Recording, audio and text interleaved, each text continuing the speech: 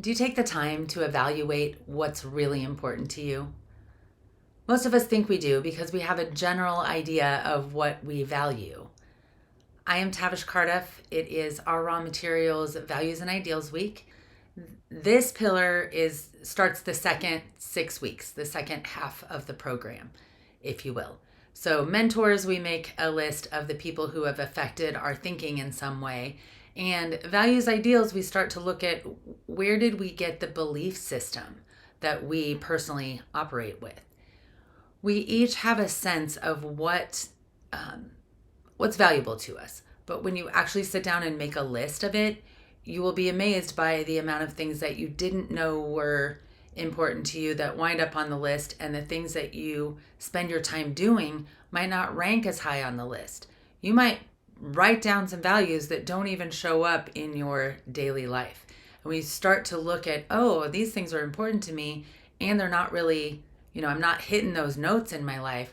Then we start to reevaluate and reassess how we approach our life, starting with our day.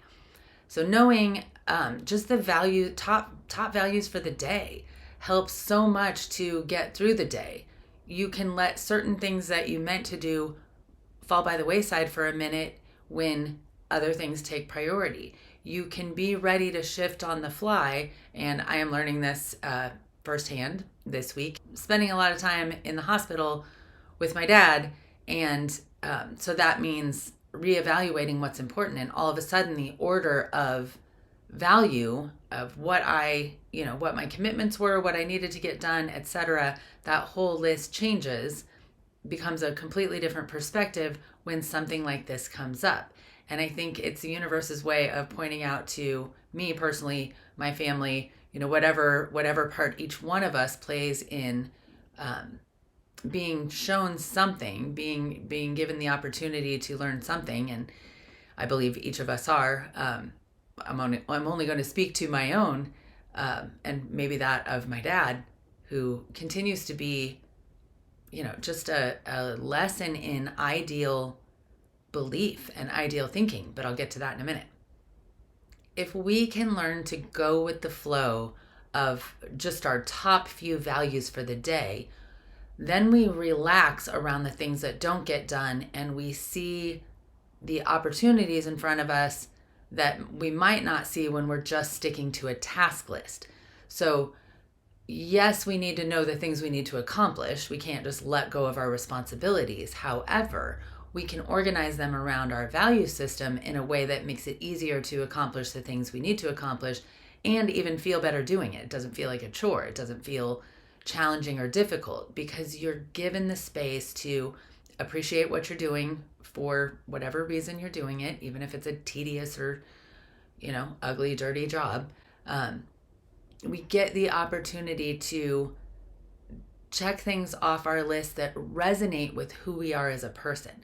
So values and ideals falls under the mental weeks, and it's really how we take all of those first 6 weeks, from mentors to listening, and apply them to the rest of the pillars. It's what we take in that's important to us. And I always say, when there's a siren in the background, there's some kind of truth ringing out to what's being said. So I'll say it again. When we pay attention to what we actually really value as we go through our day, and how many times we're hitting those specific notes, we open ourselves up to manifesting the things that we want, and to recognizing the opportunities that are given to us that we might otherwise miss when we're busy looking at what we're not getting. Every one of us has been in a situation where we let fear get in the way, and we let all sorts of worries or doubts or whatever else gets in the way, energetic debris that gets in the way of knowing that we can have the things we want or get the things that we want, just by trusting our own ability to do so. And that starts with feeling like we are good enough. When we accomplish things that feel good to our value system, then we feel better overall. So health problems, physical problems, mental problems, all of those things tend to have a lot more breathing room when we're comfortable with knowing what's important to us. Sometimes we find ourselves, just fighting things and we don't really know why, because we're reacting to things that we don't like, but we're not trying to put ourselves in situations that gain us what we like. Not because we're not trying to, but because we don't claim what we want. We don't state it. We don't write it down and see it in front of us. And we haven't organized our belief system in a way that lets us access that stuff readily. All we really access is a general idea or a pattern, a list of things that are probably more general than what's truly valuable to us. So when you're grabbing a list of generalities, you're still trying to fit that somebody else's gauge, somebody else's bar.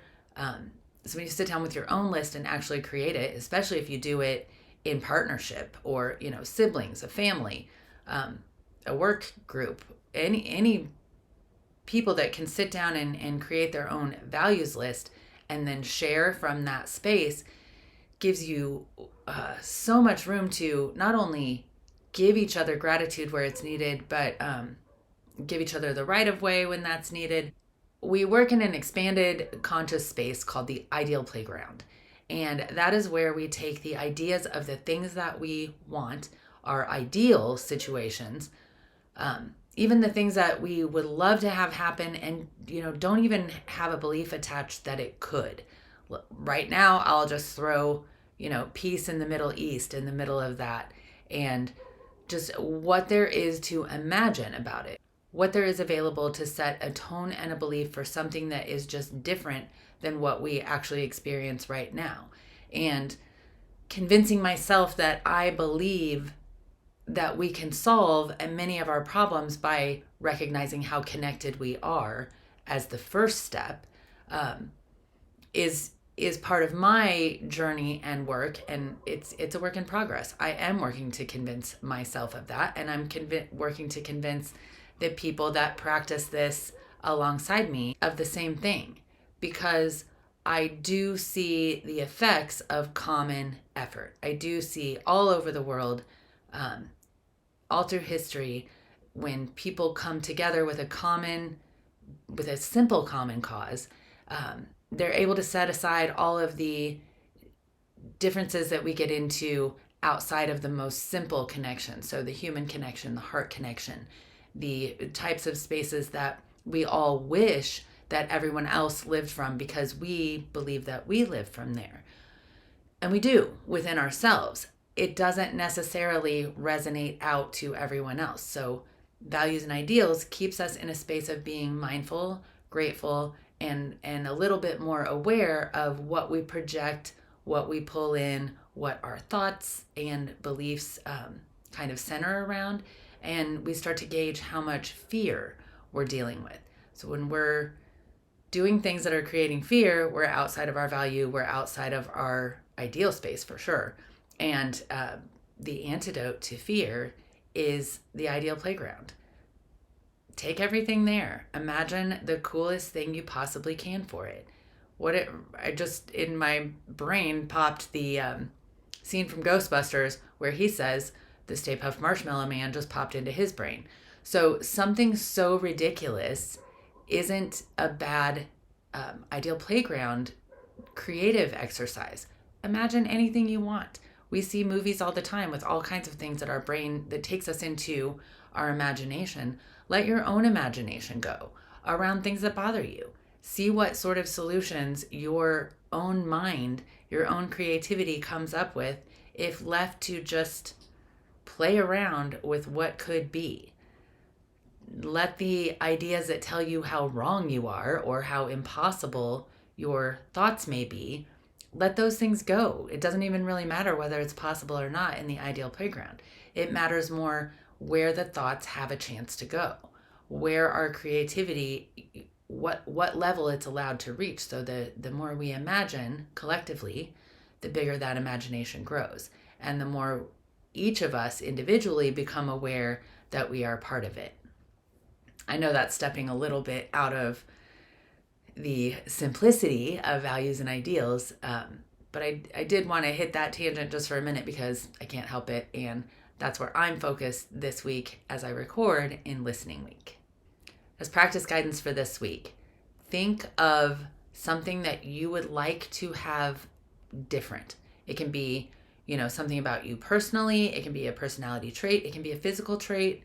It can be any sort of thing that, it can be something in the news. It can be anything. So imagine a thing that you want to be different and play around with the idea of how it could be different. And let your imagination wander around all of the possibilities and positive outcomes that could exist around this thing that you would like to be different but don't have any real control over. Play around in your mind and the ideal playground with how to fix the things in the world that bother you and the things that come up as trauma, any of the things, even in your past. Imagine a different outcome for a traumatic event than the one that happened. Just play around creatively with how it could feel so that you get to experience something a little different than the actual experience you had. We can change our energy. We can't change what happened, but we can definitely change our perception of it. And we can change the way that we experience it now, honoring and being grateful for the experience that led us to where we are right now. Sometimes that's a lot to take in. And I think we address that pretty well as we hit conflict week next week. We start to take the many conflicting feelings that we experience and instead of having them, shut us down and make us retreat, have us open to all of the many, many possibilities and feelings that really can exist all at once. Allowing conflict is the substance of next week, and I will look forward to talking with you then.